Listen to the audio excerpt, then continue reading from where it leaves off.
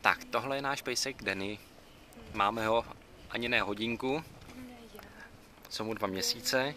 Vůbec se nebojí, naopak je strašně zvědavý, na všechno kouká. Teď vypadá trošku unaveně. Nelíbí se mu moc obojek, pořád ho drbe. Já si myslím, že jsou to blešky, ale bude to snad jenom obojek. A zjistili jsme, že to není čivava. Trošku přerostla. Dokonce to nebude ani beagle, spíš to bude něco jako dalmatin, nebo možná labrador. Je nějaký unavený, asi pojedeme domů. Jež. To je noha.